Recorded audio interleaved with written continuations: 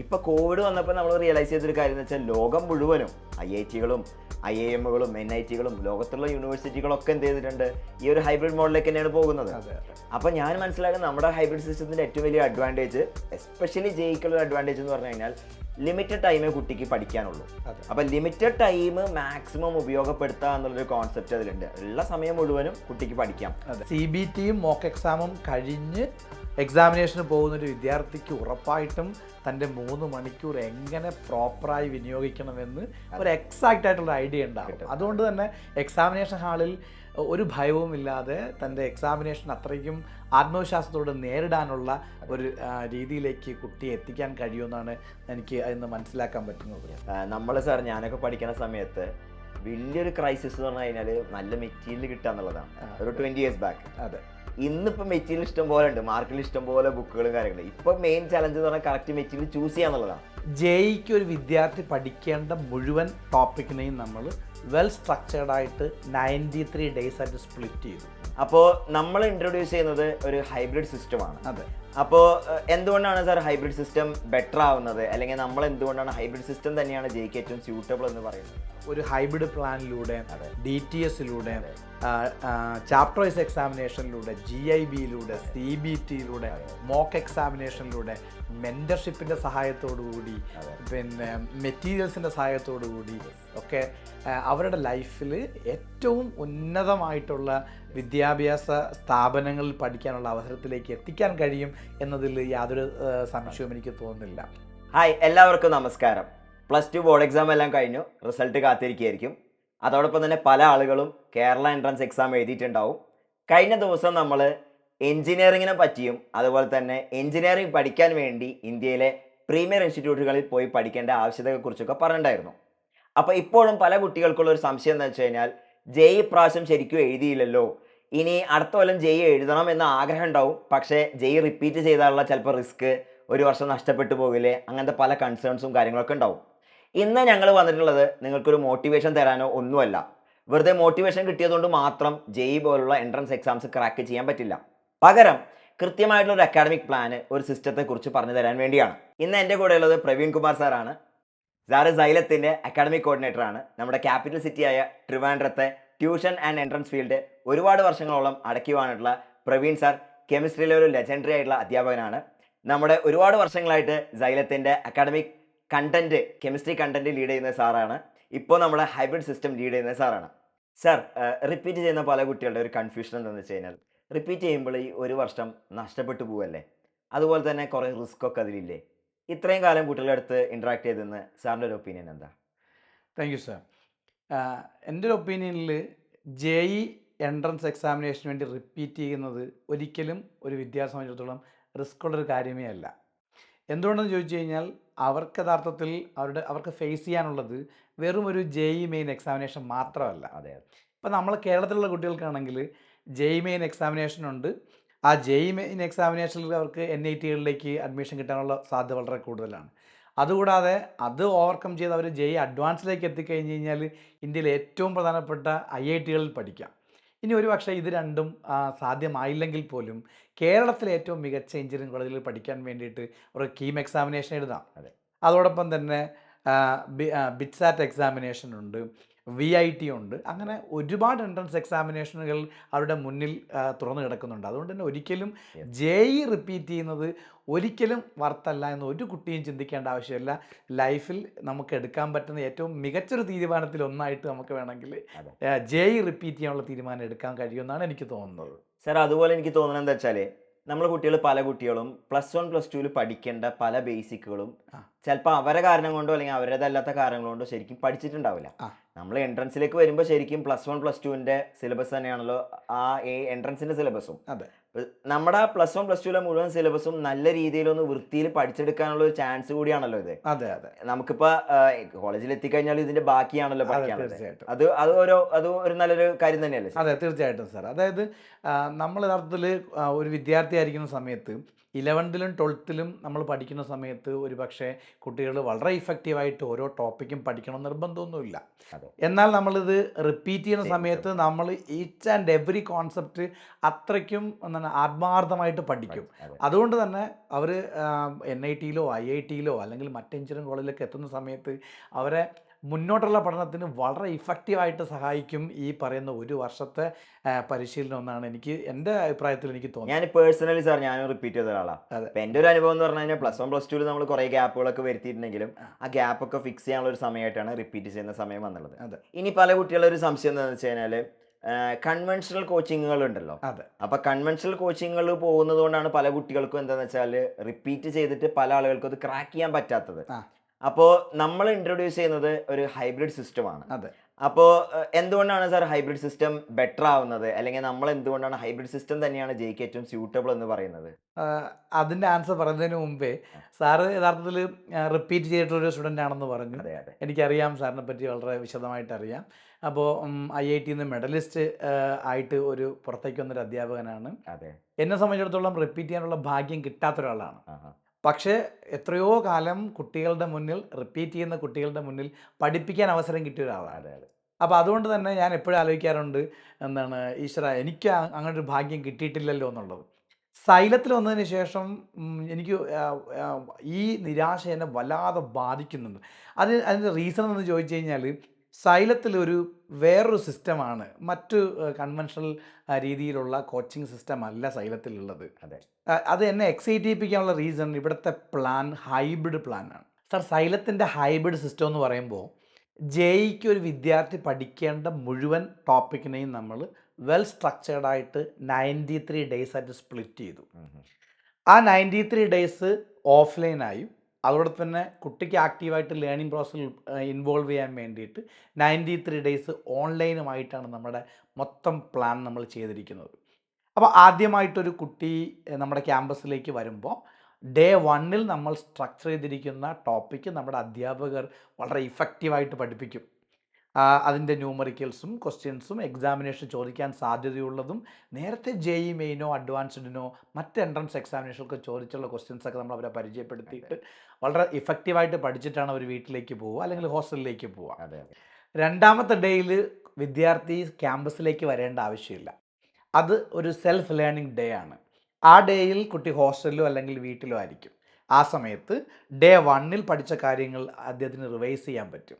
ആ റിവൈസ് ചെയ്യുമ്പോഴത്തേക്കും എന്തെങ്കിലും സംശയം തോന്നുകയാണെങ്കിൽ അതൊക്കെ റെക്ടിഫൈ ചെയ്യാൻ വേണ്ടിയിട്ട് പേൾ വീഡിയോ എന്നൊരു സെഗ്മെൻറ്റ് നമ്മുടെ ആപ്പിൽ കൊടുത്തിട്ടുണ്ട്.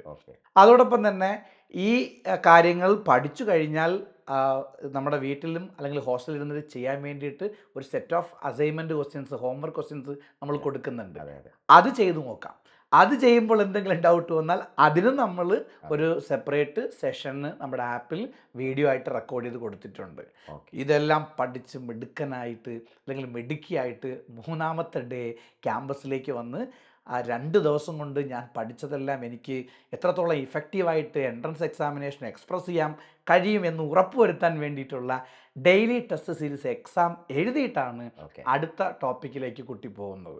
ഇപ്പോൾ സാറിൻ്റെ എക്സ്പീരിയൻസിൽ ഈ പ്ലാനിനെ പറ്റി, സാറിൻ്റെ ഇത്രയും വർഷത്തെ എക്സ്പീരിയൻസ് അനുസരിച്ചിട്ട് ഒരു ഇഫക്റ്റീവായിട്ട് ഒരു കുട്ടിയുടെ ലേണിംഗ് പ്രോസസ്സിൽ ഇതെങ്ങനെ ഈ പ്ലാൻ വർക്കാവുമെന്ന് സാറിന് തോന്നുന്നുണ്ട്? സാറ് പറഞ്ഞപ്പോൾ എനിക്ക് സത്യം പറഞ്ഞാൽ ഞാൻ സ്റ്റുഡൻ്റ് ആയിരുന്ന കാലത്തെ കാര്യമാണ് എനിക്ക് ഓർമ്മ വരുന്നത്. ഞാൻ റിപ്പീറ്റ് ചെയ്തു. അന്നൊക്കെ കൺവെൻഷണൽ ഇതായിരുന്നല്ലോ, നമ്മുടെ ഓഫ്ലൈൻ കോച്ചിങ് ആണ്. അതെ. പിന്നെ അതിന് ശേഷം IITയിൽ എത്തിയപ്പോഴാണ് എനിക്കൊരു കാര്യം മനസ്സിലായത്. IITയിൽ ഒരു സെമസ്റ്റർ 4 മാസം ഉണ്ടാവുള്ളൂ. അതിൽ ഒരു കോഴ്സ് പ്രൊഫസർ ഒരു 50 ക്ലാസ് റൂം ലെക്ചറിനുള്ളിൽ തീർക്കും. അതിനുശേഷം അവർ നമുക്ക് എന്താ വെച്ചാൽ അസൈൻമെന്റുകൾ കാര്യങ്ങളൊക്കെ തരികയാണ് ചെയ്യാം. പിന്നെ കുറേയൊക്കെ നമ്മൾ എന്ത് ചെയ്യും, പിന്നെ നമ്മുടെ അഡീഷണൽ യൂട്യൂബ് ലെക്ചേഴ്സും കാര്യങ്ങളൊക്കെ വെച്ച് നമ്മൾ പഠിക്കുകയാണ് ചെയ്യുന്നത്. ഇപ്പൊ കോവിഡ് വന്നപ്പോൾ നമ്മൾ റിയലൈസ് ചെയ്തൊരു കാര്യം എന്ന് വെച്ചാൽ ലോകം മുഴുവനും IITകളും IIMകളും NITകളും ലോകത്തുള്ള യൂണിവേഴ്സിറ്റികളൊക്കെ എന്ത് ചെയ്തിട്ടുണ്ട്, ഈ ഒരു ഹൈബ്രിഡ് മോഡലിലേക്ക് തന്നെയാണ് പോകുന്നത്. അപ്പോൾ ഞാൻ മനസ്സിലാക്കുന്നത് നമ്മുടെ ഹൈബ്രിഡ് സിസ്റ്റത്തിന്റെ ഏറ്റവും വലിയ അഡ്വാൻറ്റേജ്, എസ്പെഷ്യലി ജെയ്ക്കുള്ള അഡ്വാൻറ്റേജ് എന്ന് പറഞ്ഞു കഴിഞ്ഞാൽ ലിമിറ്റഡ് ടൈമേ കുട്ടിക്ക് പഠിക്കാനുള്ളൂ. അപ്പം ലിമിറ്റഡ് ടൈം മാക്സിമം ഉപയോഗപ്പെടുത്തുക എന്നുള്ളൊരു കോൺസെപ്റ്റ് അതിലുണ്ട്. ഉള്ള സമയം മുഴുവനും കുട്ടിക്ക് പഠിക്കാം. രണ്ടാമതൊരു കാര്യം എന്ന് പറഞ്ഞു കഴിഞ്ഞാൽ ഈ ലിമിറ്റഡ് സമയം മുഴുവൻ ക്ലാസ് കണ്ട് അല്ലെങ്കിൽ ഓഫ്ലൈൻ ക്ലാസ്സിൽ ഇരുന്ന് പാസീവായിട്ട് ടീച്ചർ ബോർഡിൽ ചെയ്യുന്നത് മാത്രം നോക്കിയിരുന്ന് കളയാൻ പറ്റില്ല. അതെ സ്വന്തമായിട്ട് വർക്കൗട്ട് ചെയ്യാൻ അതെ. കാരണം എൻട്രൻസ് എക്സാം എന്ന് പറഞ്ഞാൽ പ്രോബ്ലം സോൾവിംഗ് ആണ്. അതെ യഥാർത്ഥത്തിൽ എനിക്ക് തോന്നുന്നത് ആ. സാറ് പറഞ്ഞത് യഥാർത്ഥത്തിൽ എല്ലാ ദിവസവും നിരന്തരമായി നമ്മൾ ക്ലാസ് റൂമുകളിൽ മാത്രം. മാത്രം ഒതുങ്ങിപ്പോയി കഴിഞ്ഞാൽ അതെ. ഒരിക്കലും ഒരു കുട്ടിക്ക് തൻ്റെതായ സ്കിൽസിലൂടെ ഡെവലപ്പ് ചെയ്യാൻ കഴിയില്ല. കഴിയില്ല. ആ ക്വസ്റ്റ്യൻസ് ചെയ്ത് ചെയ്ത് പ്രാക്ടീസ് ചെയ്താൽ അതെ. മാത്രമാണ് അതെ, അതെ. പിന്നെ ആ കുട്ടിക്ക് മുന്നോട്ട് ഇഫക്റ്റീവായിട്ട് പോകാൻ അതിൽ ഏറ്റവും റിമാർക്കബിൾ ആയ കാര്യം എന്ന് പറഞ്ഞാൽ നമ്മുടെ ആക്റ്റീവ് ലേണിംഗ് എലമെന്റ് അതിൽ ഉണ്ടാവണം. ഡെയിലി അത് വർക്കൗട്ട് ചെയ്യണം.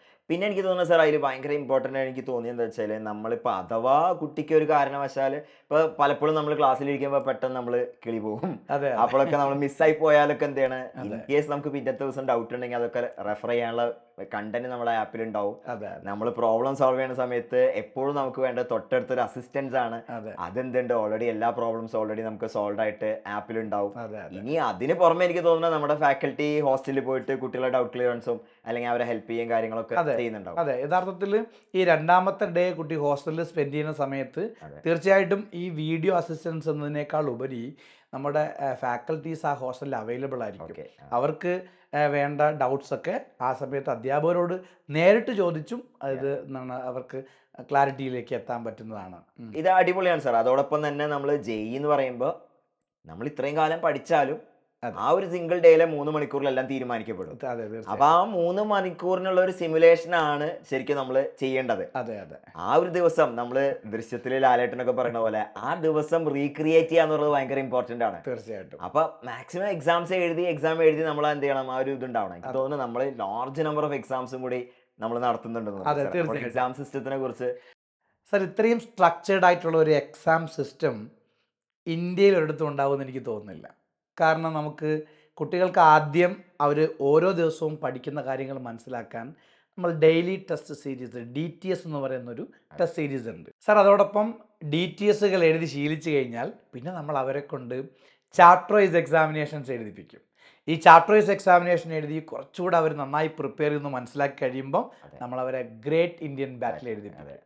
ഗ്രേറ്റ് ഇന്ത്യൻ ബാറ്റിൽ അഥവാ GIB ഓൾ ഓവർ കേരള നടക്കുന്ന ഒരു എക്സാമിനേഷനാണ്. അപ്പോൾ കേരളത്തിൽ ഓരോ കുട്ടിക്കും തൻ്റെ റാങ്ക് എത്രയാണെന്ന് ഈ കോഴ്സിൻ്റെ ആദ്യമേ തന്നെ മനസ്സിലാക്കി തുടങ്ങാനുള്ളൊരു അവസരമാണ് GIB എക്സാമിനേഷൻ.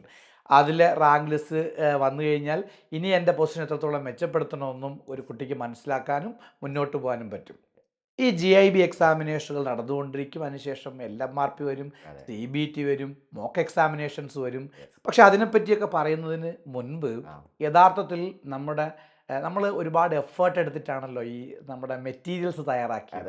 അപ്പോൾ ഒരു മാത്തമെറ്റിക്സിൻ്റെ ഈ കണ്ടൻറ്റ് ഫുൾ ഡെവലപ്പ് ചെയ്ത ആളെന്ന നിലയിൽ നമ്മുടെ സ്റ്റഡി മെറ്റീരിയൽസ് എത്രത്തോളം ഇഫക്റ്റീവാണ് നമ്മുടെ JEEയിൽ IIT അഡ്വാൻസ് വരെ കിട്ടാനുള്ള രീതിയിൽ കുട്ടികളെ പ്രിപ്പയർ ചെയ്യാൻ വേണ്ടിയിട്ട് എത്രത്തോളം ഇഫക്റ്റീവാണ് എന്ന് സാറൊന്ന് പറയണം. നമ്മൾ സാർ ഞാനൊക്കെ പഠിക്കുന്ന സമയത്ത് വലിയൊരു ക്രൈസിസ് എന്ന് പറഞ്ഞു കഴിഞ്ഞാൽ നല്ല മെറ്റീരിയൽ കിട്ടുക എന്നുള്ളതാണ്. ഒരു 20 years ബാക്ക്. അതെ. ഇന്നിപ്പോൾ മെറ്റീരിയൽ ഇഷ്ടം പോലെ ഉണ്ട്, മാർക്കിൽ ഇഷ്ടം പോലെ ബുക്കുകളും കാര്യങ്ങളും. ഇപ്പൊ മെയിൻ ചലഞ്ച് എന്ന് പറഞ്ഞാൽ കറക്റ്റ് മെറ്റീരിയൽ ചൂസ് ചെയ്യാന്നുള്ളതാണ്. അതെ. അപ്പൊ ഇന്ന് ശരിക്കും മെറ്റീരിയൽ എന്ന് പറഞ്ഞാൽ എന്താ വെച്ചാൽ NCERTയും PYQ ആണ് ശരിക്കും പറഞ്ഞാൽ മെറ്റീരിയൽ. ഓക്കെ. അപ്പൊ NCERTയും PYQ എന്ന് പറയുമ്പോൾ PYQ തന്നെ സാർ കഴിഞ്ഞൊരു 8 കൊല്ലത്തൊക്കെ എടുത്തു കഴിഞ്ഞാൽ ഓരോ സബ്ജക്റ്റിലും ഒരു 5000-ഓളം PYQ തന്നെ ഉണ്ട്. അപ്പൊ NCERT ബേസ്ഡ് ആയിട്ടുള്ള PYQ ബേസ്ഡ് ആയിട്ടുള്ള മെറ്റീരിയലാണ് നമ്മൾ ചെയ്യേണ്ടത്. നമ്മളൊക്കെ ഉണ്ടാക്കുന്ന മെറ്റീരിയൽ ഇപ്പോൾ മാത്സ് കെമിസ്ട്രി സാറാണ് ഹെഡ് ചെയ്യുന്നത്. മാത്സ് ഞാൻ എൻ്റെ ടീം ആയുള്ള ആളുകൾ ഭയങ്കര എക്സ്പെർട്ട് ആയിട്ടുള്ള ഫാക്കൽറ്റി തന്നെയാണ് നമ്മുടെ മെറ്റീരിയൽസ് ഉണ്ടാക്കിക്കൊണ്ടിരിക്കുന്നത്. മെറ്റീരിയൽ എല്ലാം ഏറ്റവും ലേറ്റസ്റ്റ് ക്വസ്റ്റ്യൻസ് ഉൾപ്പെടുത്തിയിട്ടുള്ള PYQ ബേസ്ഡ് ആയിട്ടുള്ള NCERT ബേസ്ഡ് ആയിട്ടുള്ള മെറ്റീരിയലാണ് നമ്മൾ കുട്ടികൾക്ക് കൊടുക്കുന്നത്. ആൻഡ് അതോടൊപ്പം തന്നെ ഇപ്പോൾ മാത്തമാറ്റിക്സിൻ്റെ കേസ് എടുത്തു കഴിഞ്ഞ് കഴിഞ്ഞാൽ കുറച്ചും കൂടി ഗ്രേഡഡ് ഡിഫിക്കൽട്ടി ഉള്ള റാങ്ക് ഡിസൈഡിങ് സബ്ജക്ട് മാത്തമാറ്റിക്സ് ആണ്. അപ്പോൾ അതിലെങ്ങനെയാണെന്ന് വെച്ചാൽ അഡ്വാൻസ് ലെവൽ വരെയുള്ള ക്വസ്റ്റ്യനുകൾ ഉൾപ്പെടെ അതിൽ വന്നിട്ടുണ്ട്. ഫോർ എക്സാമ്പിൾ പണ്ടത്തെ അഡ്വാൻസിന്റെ ക്വസ്റ്റ്യൻസ് ഒക്കെ JEE മെയിൻ റിപ്പീറ്റ് ചെയ്ത് ചോദിക്കാൻ സാധ്യതയുണ്ട്. അപ്പോൾ അതൊക്കെ നമ്മൾ എന്ത് ചെയ്തിട്ടുണ്ടാവും, ഉൾപ്പെടുത്തിയിട്ടുണ്ടാവും. അങ്ങനെയാണ് നമ്മൾ മെറ്റീരിയൽ ഡിസൈൻ ചെയ്തിട്ടുള്ളത്. ഓക്കെ. ഈ മെറ്റീരിയലും നമ്മുടെ ഹൈബ്രിഡ് പ്രോഗ്രാമും കൂടെ ഒരുമിച്ച് മുന്നോട്ട് പോയിക്കൊണ്ടിരിക്കുന്നു. GIBകളൊക്കെ എഴുതി കുട്ടികൾ പ്രിപ്പയർ ചെയ്യുന്നു, ടോപ്പിക് അവസാനിക്കുന്നു. അതിനുശേഷം നമ്മുടെ അടുത്ത ഒരു സൂപ്പർബ് പ്രോഗ്രാമാണ് LMRP. ആ LMRP അഥവാ ലാസ്റ്റ് മിനിറ്റ് റിവിഷൻ പ്രോഗ്രാം ഈ പറയുന്ന JEE മെയിൻ എക്സാമിനേഷൻ എഴുതാൻ പോകുന്ന വിദ്യാർത്ഥിക്ക് എത്രത്തോളം ആത്മവിശ്വാസം നൽകുമെന്ന് വളരെ ഇഫക്റ്റീവായിട്ട് സാറിന് പറയാൻ കഴിയും. സാർ, നമ്മൾ JEE ജനുവരിയിലാണല്ലോ ആദ്യത്തെ പരീക്ഷ വരാൻ പോണത്. അപ്പോൾ ജനുവരിക്ക് വെൽ ഇൻ അഡ്വാൻസ് നമ്മൾ പോർഷൻ തീർത്ത് കഴിഞ്ഞ് കഴിഞ്ഞാലും പിന്നെയും മൾട്ടിപ്പിൾ റൗണ്ട്സ് ഓഫ് റിവിഷനിലൂടെ കടന്നു പോയിട്ട് വേണം ആക്ച്വൽ എക്സാമിനെ ഫേസ് ചെയ്യാൻ. അതെ. അപ്പോൾ നമ്മൾ ചെയ്തിരിക്കുന്നത് എന്താണെന്ന് വെച്ചാൽ ജെഇമെയിൻ്റെ പ്രീവിയസ് ഇയർ ക്വസ്റ്റ്യൻസ് ഒക്കെ അനലൈസ് ചെയ്ത് കഴിഞ്ഞാൽ മനസ്സിലാവുന്ന ഒരു കാര്യം എന്ന് വെച്ചാൽ ലാർജ് നമ്പർ ഓഫ് ക്വസ്റ്റ്യൻസ് ഉണ്ടെങ്കിൽ തന്നെ അതിൽ ഏറ്റവും ഇമ്പോർട്ടൻ്റ് ആയിട്ട് വരാവുന്ന ക്വസ്റ്റ്യൻസ് അല്ലെങ്കിൽ കുട്ടികൾക്ക് എളുപ്പത്തിൽ സോൾവ് ചെയ്യാൻ പറ്റുന്ന സ്കോർ ചെയ്യാൻ പറ്റുന്ന ക്വസ്റ്റ്യൻസ് ഉണ്ടാവും. ഇപ്പോൾ സാർ ജെയിൻ്റെ ഒരു വലിയൊരു പ്രത്യേകത എന്ന് പറഞ്ഞത് ഇത് ലോ സ്കോറിംഗ് പരീക്ഷ. ജെഇയിൽ ഒരു ജനുവരി സെഷനിൽ ഒരു 160 170 റേഞ്ചിലേക്ക് എത്തിയാൽ തന്നെ 99% എത്താൻ പറ്റുന്നുണ്ടാവും. അതായത് റഫ്ലി അബവ് 50% സ്കോർ ചെയ്താൽ തന്നെ എന്ത് ചെയ്യാൻ പറ്റും, ഈ സ്കോറിലേക്ക് എത്താൻ പറ്റും. അപ്പോൾ നമ്മൾ അങ്ങനത്തെ ഒരു ആറ്റി കുറുക്കിയെടുത്ത ഒരു കണ്ടൻസ്ഡ് സാധനമാണ് നമ്മുടെ LMRP എന്ന് പറയുന്നത്. ഏറ്റവും ഇമ്പോർട്ടൻ്റ് ആയിട്ടുള്ള റിപ്പീറ്റ് ചെയ്ത് വരാൻ സാധ്യതയുള്ള പാറ്റേൺസ് എല്ലാം ഐഡന്റിഫൈ ചെയ്യാൻ പറ്റുന്ന ടൈപ്പ് ക്വസ്റ്റ്യനുകൾ ഒരു റൗണ്ട് കൂടി നമ്മൾ എന്ത് ചെയ്യാൻ പോവാണ്, കുട്ടികളെ ഫെമിലറൈസ് ചെയ്യാൻ പോവാണ് ചെയ്യുന്നത്.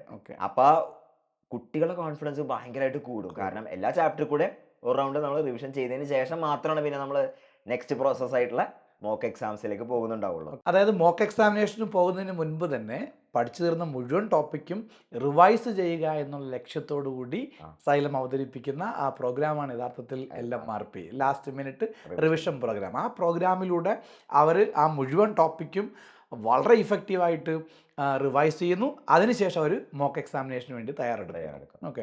അപ്പോൾ ഈ യാത്രയിൽ, ഈ ജേർണിയിൽ ഒരു കുട്ടിയെ സംബന്ധിച്ചിടത്തോളം ഒറ്റയ്ക്ക് മുന്നോട്ട് പോകുന്നതിനേക്കാൾ നല്ലതാണ് ഒരു മെൻറ്റർഷിപ്പ് കിട്ടുന്നത്.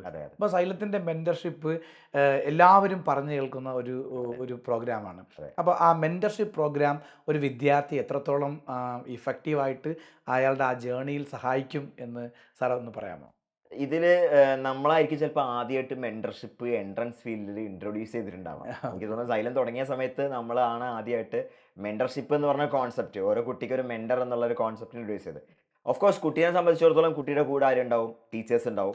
അതേപോലെ തന്നെ അതിന് മേലെ നമ്മുടെ കോർഡിനേറ്റേഴ്സ് ആയിട്ടുള്ള ആളുകളുണ്ടാവും, സ്ഥിരമായിട്ട് അവരെ മോട്ടിവേറ്റ് ചെയ്യുന്ന ആളുകളുണ്ടാവും. അതേപോലെ തന്നെ ഇപ്പോൾ ഒരു ഹോസ്റ്റലിൽ താമസിക്കുകയാണെങ്കിൽ അവർക്ക് അവരെ മറ്റ് ഫെസിലിറ്റീസ് എല്ലാം മാനേജ് ചെയ്യാനായിട്ടുള്ള വാർഡന്മാരുണ്ടാവും. പക്ഷെ എന്നാൽ പോലും കുട്ടികളെ എപ്പോഴും അവർ ഇൻസ്പയർ ചെയ്യാനും അവരെ മോട്ടിവേറ്റ് ചെയ്യാനായിട്ട് അവരെക്കാളും ജസ്റ്റ് കുറച്ചുകൂടി മുതിർന്ന ആളുകളാണെന്നുള്ള രീതിയിൽ, ടീച്ചറല്ല എന്നാൽ ഫ്രണ്ടും അല്ല എന്നുള്ള രീതിയിൽ ആ ഒരു നമ്മുടെ എപ്പോഴും നമുക്ക് എന്താണ് നമ്മളെ സപ്പോർട്ട് ചെയ്യാനായിട്ടുള്ള ഒരു കൂട്ടം ആളുകൾ നമ്മളെ ഉണ്ട്. അപ്പോൾ അവരാണ് നമ്മളെ മെൻറ്റേഴ്സ് എന്ന് പറയുന്നത്. അപ്പോൾ ഈ ഒരു ജേർണി ഇപ്പോൾ എനിക്കിപ്പോഴും ഓർമ്മയുണ്ട് സാർ, നമ്മൾ റിപ്പീറ്റ് ചെയ്യുന്ന സമയത്ത് ഇടയ്ക്ക് നമുക്ക് അപ്സ് ആൻഡ് ഡൗൺസ് ഒക്കെ വരും. ചിലപ്പോൾ കുറേ വിഷമവും ഡൗൺ ആവും. പക്ഷേ ഞാൻ എപ്പോഴും പറയാന്ന് പറഞ്ഞാൽ ഇത് ഒരു തപസ് ചെയ്യുന്ന പോലെ തന്നെ അപ്പുറം ഇപ്പുറം നോക്കാതെ ഫോക്കസ്ഡ് ആയിട്ട് മുന്നോട്ട് പോകണം. അപ്പോൾ നമ്മൾ അപ്സ് ആൻഡ് ഡൗൺസ് ഒക്കെ വരികയാണെങ്കിൽ നമ്മൾ എന്ത് ചെയ്യണം, നമ്മളിതാ നീ പോണത് ശരിയല്ല, അങ്ങനെ നമ്മളെ ജെന്റിലായിട്ടൊന്ന് ഉപദേശിക്കാനോ ഒക്കെ ഉള്ള ആളുകളാണ് സത്യം പറഞ്ഞു കഴിഞ്ഞാൽ മെന്റേഴ്സ് എന്ന് പറയുന്നത്. അതെ, യഥാർത്ഥത്തിൽ സബ്ജക്റ്റ് കോർഡിനേറ്റർ എന്ന പൊസിഷനിൽ നിന്ന് അക്കാഡമിക് കോർഡിനേറ്റർ എന്നുള്ള ഇതിലേക്ക് മാറുമ്പോൾ ഉത്തരവാദിത്തങ്ങൾ ആക്ച്വലി എനിക്കും കൂടുകയാണ്. ഒരു ചേട്ടനെ പോലെ, ഒരു അച്ഛനെ പോലെ, ഒരു അധ്യാപകനായിട്ട് അവരെ ചേർത്ത് പിടിച്ച് മുന്നോട്ട് കൊണ്ടുപോവുക എന്നുള്ളതാണ്. അപ്പോൾ അത് യഥാർത്ഥത്തിൽ എനിക്ക് തോന്നുന്നത് അവരുടെ ഏറ്റവും വലിയ മെന്റർഷിപ്പ് എടുക്കേണ്ട ആൾ ഞാനും. അത് എൻ്റെ ഒരു എന്നോടൊപ്പം ഈ ഓരോ മക്കളെയും ചേർത്ത് പിടിക്കാൻ വേണ്ടിയിട്ട് ഒരു കൂട്ടം ആൾക്കാർ ഇവിടെ സൈലത്തിൽ എന്തിനും അവരെ സഹായിക്കാൻ വേണ്ടി റെഡി ആയിട്ടുണ്ട് എന്നുള്ളതാണ്. ശരി, അങ്ങോട്ട് പിന്നെയും നമ്മൾ മുന്നോട്ട് പോകുന്ന സമയത്ത് നമുക്ക് CBTകൾ നമ്മൾ കണ്ടക്ട് ചെയ്യാറുണ്ട്, മോക്ക് എക്സാമിനേഷൻ കണ്ടക്ട് ചെയ്യാറുണ്ട്. ഈ CBTയും മോക്ക് എക്സാമിനേഷനും എത്രത്തോളം ഈ ജെഇയുടെ ഫൈനൽ ജെഇ മെയിൻ എക്സാമിനേഷൻ തൊട്ട് മുമ്പായി നടത്തുന്ന ഈ എക്സാമിനേഷനുകൾ എങ്ങനെ ആ കുട്ടികൾക്ക് പ്രയോജനപ്രദമായിട്ട് രീതിയിൽ മാറും എന്ന് സാറിന് ഒന്ന് പറയണം. ജെഇ കമ്പ്യൂട്ടർ ബേസ്ഡ് എക്സാം ആണ്. അത് തന്നെ നമുക്ക് പല കുട്ടികൾക്കും പല എക്സാംസ് ആവും കിട്ടുന്നുണ്ടാവും. Different ഷിഫ്റ്റിലാവും കിട്ടുന്നുണ്ടാവുക, different ഡേയിലാവും കിട്ടുന്നുണ്ടാവുക. അത് മോർണിംഗോ ഈവനിങ്ങോ ഒക്കെ ആയിരിക്കും. അപ്പോൾ ആക്ച്വൽ എക്സാം സെനാരിയോ നമ്മൾ എന്ത് ചെയ്യണം, സിമുലേറ്റ് ചെയ്യണം. അപ്പോൾ അതിനാണ് നമ്മൾ കമ്പ്യൂട്ടർ ബേസ്ഡ് എക്സാംസും അതുപോലെ തന്നെ മോക്ക് എക്സാംസ് ഒക്കെ കൊടുക്കുന്നത്. അപ്പോൾ സാധാരണ നമ്മൾ നടത്തുന്ന DTS എന്ന് പറഞ്ഞാൽ പെൻ ആൻഡ് പേപ്പർ എക്സാം ആണ്. പക്ഷേ അതിൽ നിന്ന് വ്യത്യസ്തമായിട്ട് ആക്ച്വൽ കമ്പ്യൂട്ടർ ബേസ്ഡ് എക്സാംസ് ആണ് നമ്മൾ ഈ പറഞ്ഞ ടുവേർഡ്സ് ദി എൻഡ് കുട്ടികൾക്ക് കൊടുക്കുന്നുണ്ടാവുക. അപ്പോൾ ആ പരീക്ഷകൾ എഴുതി അവരെന്ത് ചെയ്യണം, എക്സാം സ്ട്രാറ്റജി ഉണ്ടാക്കിയെടുക്കുക എന്നുള്ളതാണ് മെയിൻ കാര്യം. അപ്പോൾ 3 സബ്ജക്റ്റിൽ ക്വസ്റ്റ്യനുകൾ 1 by 1 ആയിട്ട് ചെയ്യാന്നുള്ളതായിരിക്കില്ല സ്ട്രാറ്റജി. അപ്പോൾ അതിലെന്ത് ചെയ്യണം, ചില ക്വസ്റ്റ്യൻസ് കാണുമ്പോൾ സ്കിപ്പ് ചെയ്യേണ്ടതുണ്ടാവും, ചില ക്വസ്റ്റ്യൻസ് സെലക്ട് ചെയ്യണം, ചിലത് മാർക്ക് ഫോർ റിവ്യൂ ചെയ്യേണ്ടതുണ്ടാവും. അങ്ങനെ എക്സാം എഴുതി കുട്ടിക്ക് കിട്ടേണ്ട കുറേ സ്ട്രാറ്റജീസ്. ആ സ്ട്രാറ്റജി എന്ന് പറഞ്ഞത് സാർ ഒരു കുട്ടിക്ക് എല്ലാ കുട്ടികൾക്കും സെയിം സ്ട്രാറ്റജി ആയിരിക്കില്ല, പല കുട്ടികൾക്കും ഡിഫറെൻ്റ് ആയിരിക്കും. അത് അവർ തന്നെ സ്വയം ഫിഗർ ഔട്ട് ചെയ്യേണ്ടതാണ്. ധാരാളം എക്സാം എഴുതുകയും ആ എക്സാമിൽ കൂടെ അവർ ഒപ്റ്റിമൈസ് ചെയ്യേണ്ടതാണ് എക്സാം സ്ട്രാറ്റജി. അപ്പോൾ എക്സാം സ്ട്രാറ്റജി ബിൽഡ് ചെയ്യാന്ന് പറയുന്ന സാധനം ഇതിൽ ഭയങ്കര ഇമ്പോർട്ടൻസ് സാധനമാണ്. ആ. അപ്പോൾ ധാരാളം കമ്പ്യൂട്ടർ ബേസ്ഡ് എക്സാംസും ലാസ്റ്റ് മോക്ക് എക്സാംസും ഒക്കെ കൊടുത്തിട്ടാണ് നമ്മൾ ആ. ജനുവരിയിലെ ജെയിലേക്ക് അവരെ തയ്യാറെടുപ്പിക്കുന്നത് സത്യം അതെ, പറഞ്ഞു അതെ, കഴിഞ്ഞാൽ. അതെ. സർ, അതായത് CBTയും മോക്ക് എക്സാമും കഴിഞ്ഞ് എക്സാമിനേഷന് പോകുന്നൊരു വിദ്യാർത്ഥിക്ക് ഉറപ്പായിട്ടും തൻ്റെ 3 മണിക്കൂർ എങ്ങനെ പ്രോപ്പറായി വിനിയോഗിക്കണമെന്ന് ഒരു എക്സാക്റ്റ് ആയിട്ടുള്ള ഐഡിയ ഉണ്ടാകും. കിട്ടും. അതുകൊണ്ട് തന്നെ എക്സാമിനേഷൻ ഹാളിൽ ഒരു ഭയവും ഇല്ലാതെ തൻ്റെ എക്സാമിനേഷൻ അത്രയ്ക്കും ആത്മവിശ്വാസത്തോടെ നേരിടാനുള്ള ഒരു രീതിയിലേക്ക് കുട്ടിയെ എത്തിക്കാൻ കഴിയുമെന്നാണ് എനിക്ക് അതിന്ന് മനസ്സിലാക്കാൻ പറ്റുന്നത്. Yes. അപ്പോൾ യഥാർത്ഥത്തിൽ നമ്മുടെ ഈ കുഞ്ഞ് ഡിസ്കഷനിലൂടെ എനിക്ക് തോന്നിയത്, ഒരു വിദ്യാർത്ഥി എന്ന നിലയിൽ ഞാൻ ആലോചിക്കുകയാണെങ്കിൽ ഒരു ഹൈബ്രിഡ് പ്ലാനിലൂടെ, അതെ. DTSലൂടെ, അതെ.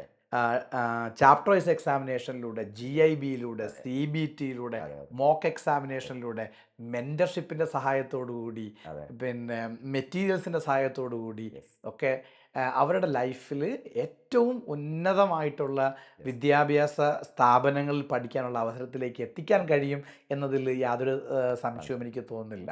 അതെ. അതിനെപ്പറ്റി അതോടൊപ്പം എനിക്ക് സാറേ, എനിക്ക് ഈ പറഞ്ഞതിൽ എനിക്ക് ആഡ് ഓൺ, എനിക്ക് പേഴ്സണലി ഇഷ്ടമുള്ള ഒരു കാര്യം കൂടി ഞാൻ പറയട്ടെ. പറയൂ. നമ്മൾ JEE സംബന്ധിച്ചിടത്തോളം സിലബസ് എന്ന് പറയുന്നത് physics, chemistry, maths equal weightage ഉള്ള സംഭവമാണ്. അതെ. സ്കൂളിൽ കുട്ടികൾ പഠിക്കുമ്പോൾ ഏറ്റവും എളുപ്പമുള്ള സബ്ജക്റ്റ് അവർക്ക് മാത്സാണ്. പക്ഷെ എൻട്രൻസിലേക്ക് വരുമ്പോൾ ഏറ്റവും ടഫ് മാത്സാണ്. അതെ. അപ്പോൾ ഈ കാര്യങ്ങളൊക്കെ നമ്മൾ മനസ്സിലാക്കിയിട്ട് എനിക്ക് തോന്നുന്നു നമ്മൾ മാത്രമായിരിക്കും ചെയ്യുന്നുണ്ടാവുക. മാത്തമാറ്റിക്സിന് നമ്മൾ അഡീഷണൽ 50% ടൈം അഡീഷണലി കൊടുത്തിട്ടാണ് നമ്മളെ സിസ്റ്റം ബിൽഡ് ചെയ്തിരിക്കുന്നത്. അപ്പോൾ മാത്സ് സാധാരണയേക്കാൾ ടഫാണെന്നുള്ളത് മനസ്സിലാക്കിക്കൊണ്ട്, അല്ലെങ്കിൽ അത് ചെയ്യാൻ കൂടുതൽ സമയം വേണമെന്നുള്ളത് കൊണ്ട് നമ്മൾ സാധാരണ ഫിസിക്സ്, കെമിസ്ട്രി, മാത്സിന് ഈക്വൽ വെയിറ്റേജ് ആണെങ്കിൽ പോലും അഡീഷണൽ ടൈം നമ്മൾ കൊടുത്തിട്ടാണ് നമ്മൾ പഠിപ്പിക്കുന്നതാണ് അതിലെനിക്ക് ഭയങ്കര സന്തോഷമുള്ള ഒരു കാര്യം. രണ്ടാമതൊരു കാര്യം എന്ന് പറഞ്ഞു കഴിഞ്ഞാൽ, പല കുട്ടികളും നമ്മളെ സ്കൂളിൽ ബോർഡ് എക്സാമിന് കാൽക്കുലേറ്റർ ഒക്കെ ഉപയോഗിച്ച് കാൽക്കുലേറ്റ് ഒക്കെ ചെയ്തിട്ടാവും വരുന്നുണ്ടാവും. ഇവിടെ എത്തുമ്പോഴേക്കും ഇവർക്ക് പലപ്പോഴും എൻട്രൻസ് എക്സാമിൽ കാൽക്കുലേറ്റേഴ്സ് അലൗഡ് അല്ലാത്തതുകൊണ്ട് സ്പീഡിന്റെ പ്രശ്നം അല്ലെങ്കിൽ കാൽക്കുലേഷൻ ന്യൂമറിക്കൽ സ്കില്ലിന്റെ പ്രശ്നമൊക്കെ ഉണ്ടാവും. അപ്പോൾ നമ്മൾ ഇവിടെ ചെയ്യുന്ന ഭയങ്കര റിമാർക്കബിൾ ആയിട്ടുള്ള കാര്യം സാർ, ചാപ്റ്റർ 0 വെച്ചിട്ടാണ് നമ്മൾ തുടങ്ങുന്നത് അല്ലേ? നമ്മൾ ചാപ്റ്റർ 0 ആദ്യം എല്ലാ ചാപ്റ്ററിന്റെയും, എനിക്ക് തോന്നുന്നു മാത്സിലൊക്കെ ഞങ്ങൾ അഡീഷൻ വെച്ചിട്ട് തന്നെയാണ് ചാപ്റ്റർ 0 സ്റ്റാർട്ട് ചെയ്യുന്നത്. അപ്പൊ ആദ്യത്തെ ഒരു 5 ദിവസം കൊണ്ട് നമ്മൾ എന്ത് ചെയ്യണം, ഇതെല്ലാം പഠിപ്പിക്കുകയാണ് ചെയ്യുന്നത്. ബേസിക് ആയിട്ടുള്ള ബേസിക് ന്യൂമറിക്കൽ സ്കില്ല് കാര്യങ്ങൾ എനിക്ക് തോന്നുന്നു സർ കെമിസ്ട്രിയിലും. അതെ, യഥാർത്ഥത്തിൽ നമ്മൾ പിന്നെ ഈ പറയുന്ന ന്യൂമറിക്കൽസ് ഒക്കെ ചെയ്യാൻ വേണ്ടിയിട്ട് ബുദ്ധിമുട്ടുള്ള കുട്ടികളെയും അതുപോലെ തന്നെ ഈ ടോപ്പിക്കിലേക്ക് ഒരു വിദ്യാർത്ഥിയെ എത്തിക്കുക എന്നുള്ള ഒരു ബ്രിഡ്ജിങ് എന്ന നിലയിൽ നമ്മൾ 5 ദിവസം കണ്ടക്ട് ചെയ്യുന്ന ഫണ്ടമെന്റൽസ് പഠിപ്പിക്കുന്ന ഡേ 0 എന്ന് നമ്മൾ വിളിക്കുന്ന ആ പ്രോഗ്രാം വളരെ ഇഫക്റ്റീവായിട്ട് തന്നെയാണ് എനിക്കും ഫീൽ ചെയ്തിട്ടുള്ളത്. അപ്പോൾ ഡേ 0 മുതൽ ഡേ 93 വരെയുള്ള ഒരു ജേണിയാണ് ഈ JEE എക്സാമിനേഷന് വേണ്ടിയിട്ടുള്ള നമ്മുടെ ഒരു പ്രിപ്പറേഷൻ സ്ട്രാറ്റജി. ആ 93 ഡേയ്സിന് ശേഷമുള്ള LMRPകളും CBTയും മോക്ക് എക്സാമിനേഷനും ഒക്കെ അവരെ ഉന്നതമായ നിലവാരത്തിലേക്ക് എത്തിക്കാൻ കഴിയുമെന്ന് ഞാൻ പ്രതീക്ഷിക്കുന്നു. അപ്പോൾ എനിക്ക് ചോദിക്കാനുള്ളത്, നമ്മൾ ഈ ഡിസ്കഷനിലൂടെ നമ്മൾ കുട്ടിയുടെ പഠനത്തെ പറ്റി മാത്രമാണ് പറഞ്ഞത്. അപ്പോൾ ഇതൊരു സ്ട്രെസ്ഫുൾ ആയിട്ടുള്ളൊരു ജേണി ആയിരിക്കുമോ, അതോ എങ്ങനെയാണ് സൈലം അതിനെ? ഇതിൽ സാർ റിപ്പീറ്റിംഗ് എന്ന് പറഞ്ഞാൽ കുറച്ചൊക്കെ സ്ട്രെസ് ഉള്ള ഒരു പരിപാടിയാണ്. അത് സ്ട്രെസ് ഇല്ല എന്ന് പറഞ്ഞു കഴിഞ്ഞാൽ അതെന്താണ്, അത് പച്ചക്കള്ളായിരിക്കും.